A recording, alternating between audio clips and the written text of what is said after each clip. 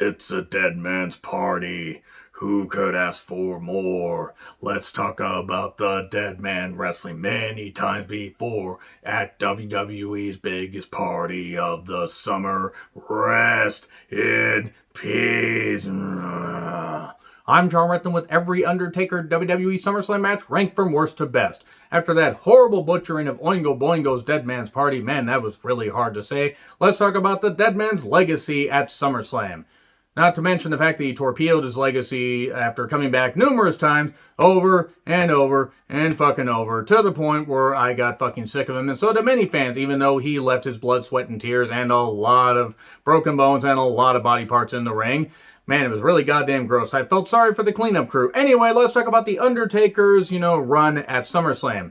Good, bad, and indifferent. Because 16 matches, that's a lot of goddamn matches. Now, yes, he did have returns at SummerSlam 2009 and 2010. We're not going to talk about that because by that point, he was just making the occasional appearance. And except for one particular year during that time period, after 2008, he didn't wrestle at SummerSlam anymore. And actually, that match that happened sometime after 2008 was pretty goddamn good, and I'll talk about that a little bit later. Let me know your thoughts in the comments. So we go number 16 versus Giant Gonzalez, Rest in Peace match, 1993.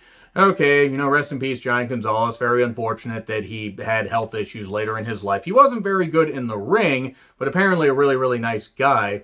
And it's just a shame that they kind of gimmicked him up with a weird bodysuit and body hair and that kind of stuff. And look, it wasn't as bad as their Mania 9 match, but then again, they just had to basically show up and shuffle to the ring, not do the Super Bowl shuffle, and it would have been better than their Mania 9 match.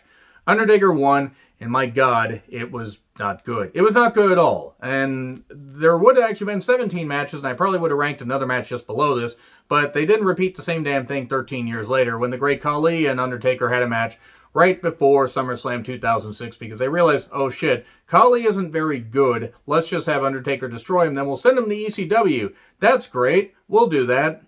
Giant Gonzalez, so this match was not very good, and the worst match that Undertaker had in his, historical run at SummerSlam. Number 15 versus Kamala. It was a DQ, and it was in SummerSlam 1992, and it wasn't very good because it was short and it was sweet, but it was also kind of sour at the same time. Not like the chicken. They would have a better match, I guess, at Survivor Series 1992, but realistically, by this point, Kamala was going to transition out of being a full-time wrestler like a year or so later. He was going to be a truck driver, and then he was going to be brought back into WCW, basically to be part of the Dungeon of Doom. Yeah, this match wasn't very good. It was really short. And this is also when Undertaker was just taking on monsters, and they really couldn't figure out what to fucking do with him. Looking back on it, it's kind of amazing that Undertaker survived as long as he did, given the bullshit feuds that he had to have. And the sad thing is, an Undertaker-Kamala feud at this time, even with Kamala being more cartoonish and everything, and not like Mid-South or Memphis or world-class Kamala, he still had something left, but by this point it wasn't very good. We get to number 14, versus the Underfaker, Brian Lee at SummerSlam 1994. Yes, Undertaker versus Underfaker. The best part of this whole goddamn thing was Leslie Nielsen doing the Naked Gun stuff. Comedy, by the way, not Leslie Nielsen actually showing off his naked gun. Nobody really wanted to see that, but Leslie Nielsen was a terrific goddamn comedian. Weird, considering all the serious stuff that he did, even into the late 70s. And then he was some Day of the Animals. Look at Leslie Nielsen there, and then look at him in Airplane just a few years later. Okay, enough about Leslie Nielsen.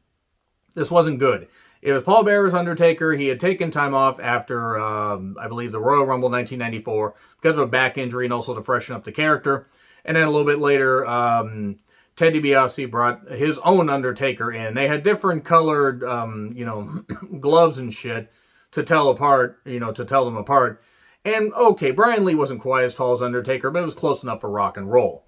They had to do some weird camera tricks and stuff like that, and it was stupid. It was really fucking stupid. This main evented over Bret Hart versus Owen Hart for the WWE Championship inside a steel cage. This main evented over that. Check out my Bret Hart list, by the way, if you want to see what I thought about that. I really did praise it. This is stupid. Really, really dumb. And it was not a good representation of what they could do with the Undertaker character. Number 13. So, with Big Show versus X-Pac and Kane tag titles, SummerSlam 1999. 1999. Somehow, WWE did worse, or way worse creative stuff in the beginning than WCW, yet they kept making more profits because they did the miscarriage angle on the same night that Mick Foley won the WWE Championship, which did put butts in seats. But they would also do a lot of other bullshit.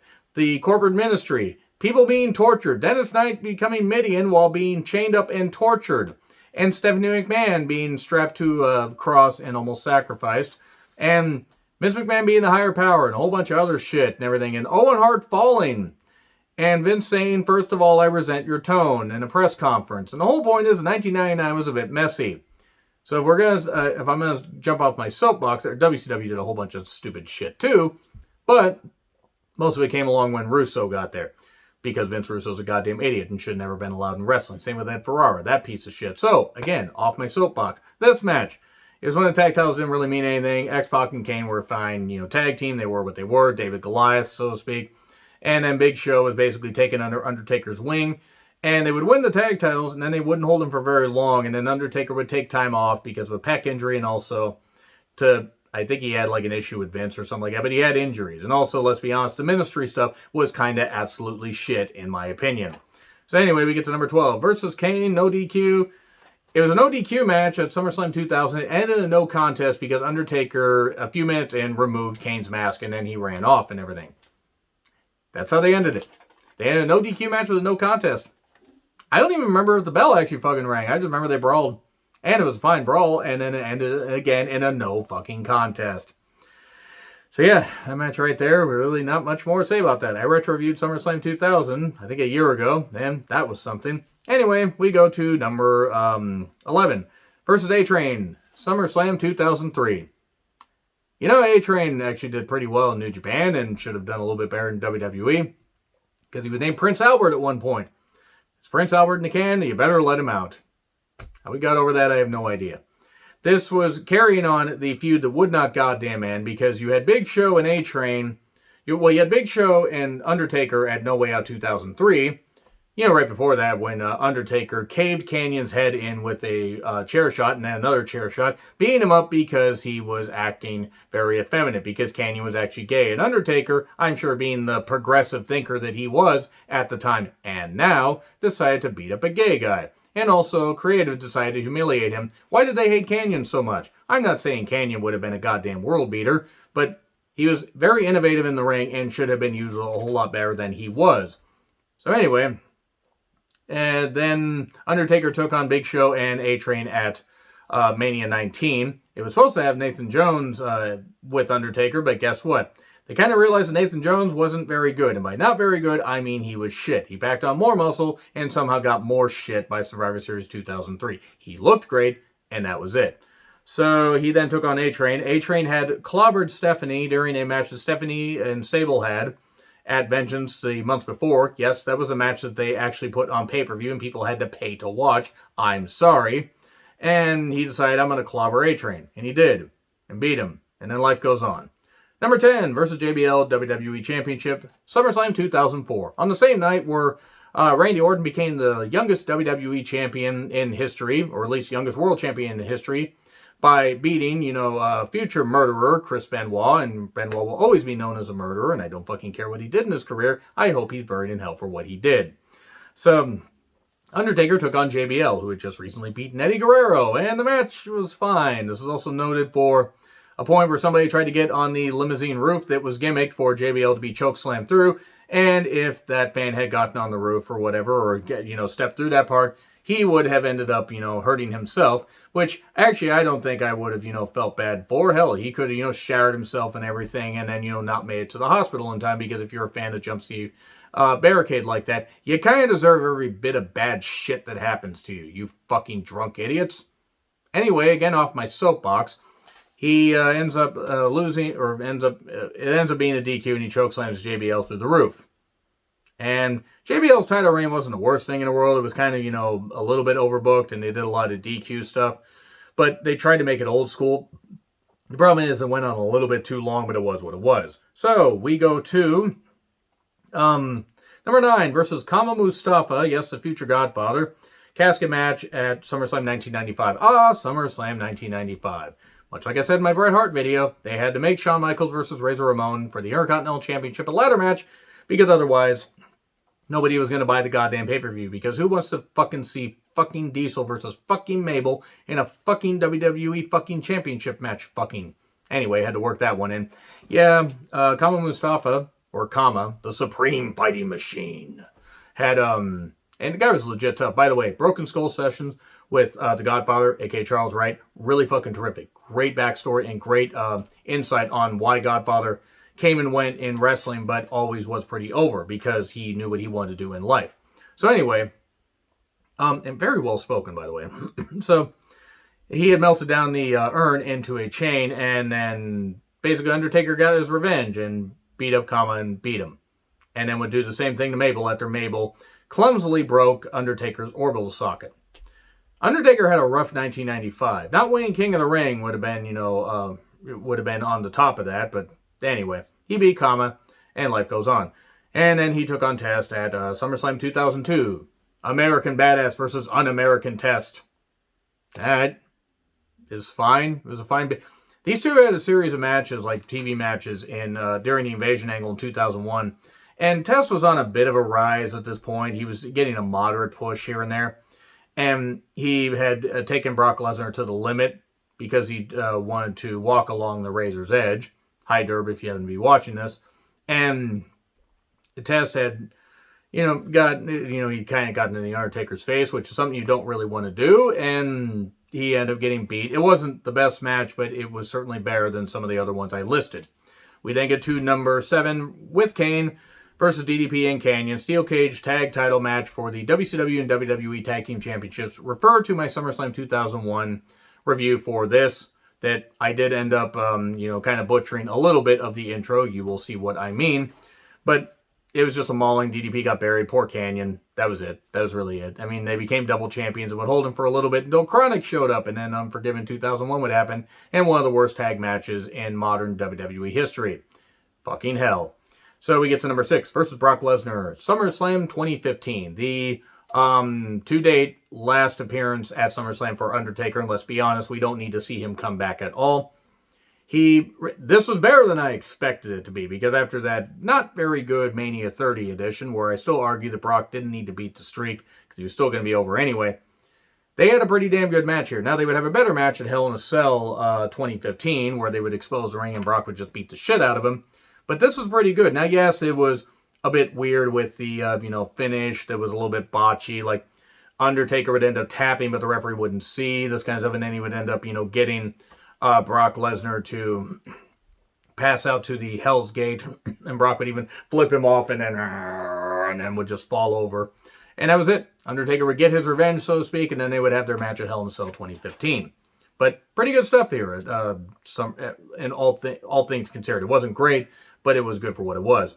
We get to number 5 versus Stone Cold Steve Austin for the WWE Championship at SummerSlam 1998. Austin has said that he got knocked out during this, and it wasn't the best match, and kind of even accidentally low-blowed Undertaker, but it was funny. It was kind of funny.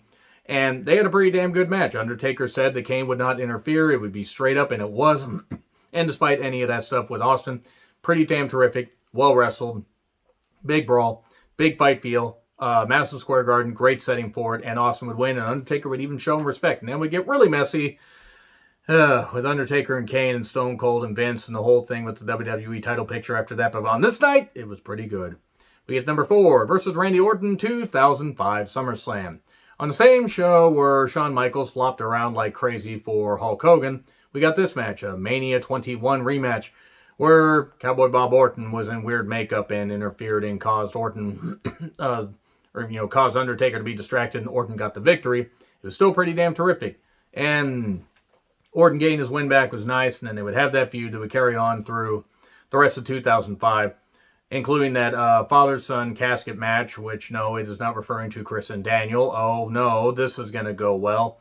And, then they would, then Orton would be the sole survivor of Survivor Series 2005, and then they would do the casket fire thing, and Orton would look all scared, and then they would have the Hell in a Cell blow-off at Armageddon 2005. But great stuff. Randy Orton and Undertaker had natural chemistry. This was good stuff. And Orton gained his victory via shenanigans was fitting. Number 3, versus Mankind, Boiler Room Brawl, SummerSlam 1996. On the same night where Shawn Michaels essentially buried Vader, and by essentially, I mean completely, because Shawn Michaels was at the time a pilled up asshole bitch. Not that he is now. He cleaned up his life.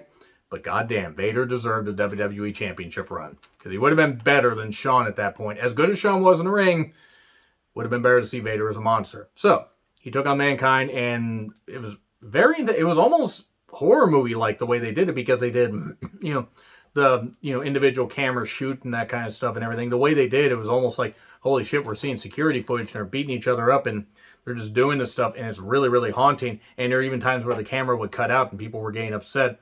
And all this time, Paul Bearer is in the ring with the urn, and whoever gets possession of the urn gets the victory. Undertaker finally gets there and holds it out, and Paul Bearer shies away. And they've been together for, at that time, just over 5 years. I think about 5.5 years. And then Mankind, gets in there, and Undertaker gets crowned with the urn because he earned that one. And then Mankind earns the victory there. I'm going to earn these, groans from these puns. And he gets the victory. That's it. Mankind wins. Mankind and Paul Bearer align. And then Undertaker and Paul Bearer would go their separate ways. Quote the Journey song. Forevermore, that is. All my Journey fans out there. And then Undertaker and Paul Bearer would align a little bit later, like a couple years later. But very good match. It was great to see Mankind get the victory. And their feud, I would argue they had the feud of 1996, at least as far as WWE, WCW goes. I don't know if there was a feud that was better, at least in my opinion. So then we get to number 2 versus Bret for the WWE Championship. Shawn is a rep at SummerSlam 1997. Mentioned this in my Bret Hart list, so I'm not going to go into too much detail here. But Undertaker and Bret always had natural chemistry. It was Shawn having to call it down the middle, or otherwise he would be fired. Bret would be unable to wrestle in Canada if he lost. And Shawn would end up accidentally hitting Undertaker with a chair, count the pin. Bret would win the title. Taker and Shawn would go off and do their feud and have the terrific first ever, for the first time ever, Hell in a Cell match at Bad Blood 1997. The same day that Brian Pillman passed away, shockingly. Man, that was a downer. Let's talk about an upper. Edge being sent down to hell at SummerSlam 2008 in a Hell in a Cell, because that's the number 1 match. And of course, had to be this. It could have, you could argue honestly that the Boiler Room Brawl maybe should have gone up here, but I'm going to put the Edge one because this reestablished Undertaker as being, the guy, the phenom, and it was great. It was great to see Edge, get just destroyed here. Even though he got in his shots, there was some really good hardcore action, even though they had just become PG. And Undertaker sent him down to hell at the end, and then the fire came up and everything, seemingly burning Edge to a crisp. But burning bodies to a crisp doesn't guarantee that they're going to be gone from wrestling. Hell, The Fiend came back for like a couple nights after being set on fire recently. But anyway, Edge and Undertaker always had a great feud, and this was a great way to cap it off. Even though we would get a little bit more a little bit later, this was kind of cementing the, how their feud went. And after Undertaker had been taken out of WWE at One Night Stand 2006, just about 2.5 months prior, he was back. Great stuff. And that's the number 1 match in my opinion. Let me know your thoughts in the comments. Like, share, subscribe, Twitter handle in the description. I'm John Ritlin. I'll see you soon.